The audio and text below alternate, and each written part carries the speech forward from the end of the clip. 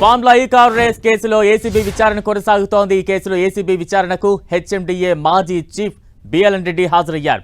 Formula కేసులో ఇప్పటికే BLN రెడ్డిని ఈడీ విచారించింది. ఇవాల్టి విచారణలో బిఎల్ఎన్ రెడ్డి స్టేట్మెంట్ ను ఏసీబీ రికార్డ్ చేయనుంది. ఇప్పటికే కేటీఆర్, అరవింద్ కుమార్ ను ఏసీబీ ప్రశ్నించింది. ఇద్దరి స్టేట్మెంట్ ఆధారంగా బిఎల్ఎన్ రెడ్డిని ప్రశ్నించింది ఏసీబీ. హెచ్ఎండిఏ నిధులను ఎఫ్ఈఓ కంపెనీకి బదిలీ చేయడంపై సమాచారం రాబట్టే అవకాశం ఉంది.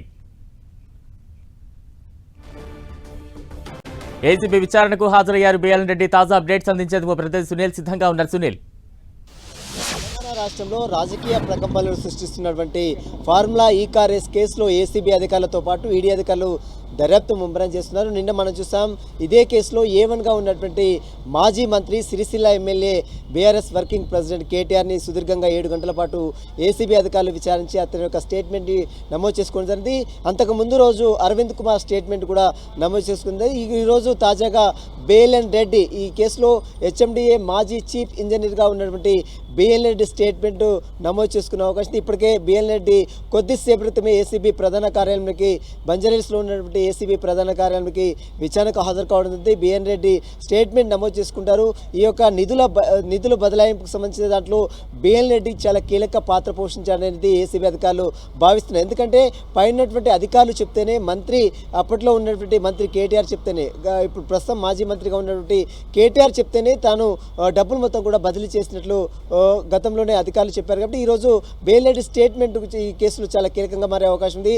ప్రైవేట్ బ్యాంకులు, ఇండియన్ బ్యాంకుల నుంచి ఏ విధంగా నిధులు బదిలీ చేయడం జరిగింది, అదేవిధంగా హిమాయత్ నగర్లో ఉన్నటువంటి ఇండియన్ ఓవర్సీస్ బ్యాంక్ నుంచి డబ్బులు మొత్తం కూడా బదిలీ చేసినట్లు ఇప్పటికే ఏసీబీ అధికారులు కొన్ని ఎవిడెన్స్ కలెక్ట్ చేశారు. ఆ డబ్బుల బదిలీలో బిఎన్ రెడ్డి చాలా కీలక పాత్ర పోషించినట్లు కూడా తెలుస్తుంది. అసలు ఎవరు బదిలీ చేయాలని చెప్పారు, ఎవరు ఆదేశాలు ఇచ్చారు, ఎక్కడెక్కడ ఏ బ్యాంకు నుంచి మీరు డబ్బులు బదిలీ చేశారు, దీనికి ఎవరు అప్రూవల్ ఇచ్చారు, ఎవరు సంతకాలు చేశారు, వీటన్నిటి అంశాలపై కూడా బిఎన్ రెడ్డిని ఏసీబీ అధికారులు చాలా సుదీర్ఘంగా విచారించి తన స్టేట్మెంట్ కూడా నమోదు చేసుకునే అవకాశం ఉంది. ఇదే కేసులో ఈడీ అధికారులు సైతం బిఎన్ రెడ్డి స్టేట్మెంట్ నమోదు చేసుకున్నారు. నిన్న అరవింద్ కుమార్ స్టేట్మెంట్ కూడా నమోదు చేసుకున్నారు.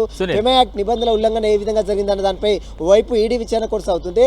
Corruption act, prevention of corruption act సంబంధించిన దాంట్లో ఏసీబీ దర్యాప్తు కొనసాగుతుంది. బలరాం, సునీల్, ఇప్పటికే కేటీఆర్ విచారణ పూర్తయింది, మరోవైపు అరవింద్ కుమార్ విచారణ పూర్తయింది. ఈ రోజు బిఎల్ఎన్ రెడ్డి విచారణ ఇప్పుడు ప్రస్తుతం కొనసాగుతోంది. ఈ రోజు విచారణతో ఈ కేసుకు సంబంధించి ముగ్గురిది విచారణ పూర్తయితే ఒక కొలిక్కి వచ్చే అవకాశం ఉంటుందా ఏసీబీ విచారణ? ఖచ్చితంగా, ఎందుకంటే ఈ కేసులో ఇప్పటికే అరవింద్ కుమార్ స్టేట్మెంట్ నమోదు చేసుకున్నారు. నిన్న మనం చూసాం 7 గంటల పాటు కేటీఆర్ స్టేట్మెంట్ నమోదు చేసుకున్నారు. ఈరోజు బిఎన్ రెడ్డి స్టేట్మెంట్ నమోదు చేసుకుంటారు. ఈ ముగ్గురు స్టేట్మెంట్ నమోదు చేసుకున్న తర్వాత అందరి అంటే ఏ సమాధానాలు చెప్పారు అన్ని టాలీ చేసుకున్న తర్వాత మళ్ళీ ఒకసారి ముగ్గురిని కూడా పిలిచి విచారించే అవకాశం ఉంది. మరొకసారి కేటీఆర్ని పిలిచి విచారిస్తారని కూడా అటు ఏసీబీ అధికారులు చెప్తున్నారు. కాబట్టి రేపు లేదా ఎల్లుండి 2 డేస్లో మళ్ళీ కేటీఆర్ని పిలిచి విచారించే అవకాశం ఉంది. ఇదే కేసులో అటు ఈడీ అధికారులకు ఈ నెల 16వ తారీఖున ఈడీ విచారణకు హాజరు కావాలని ఇప్పటికే కేటీఆర్కి నోటీసులు సర్వ్ చేసింది ఎన్ఫోర్స్మెంట్ డైరెక్టరేట్ అధికారులు.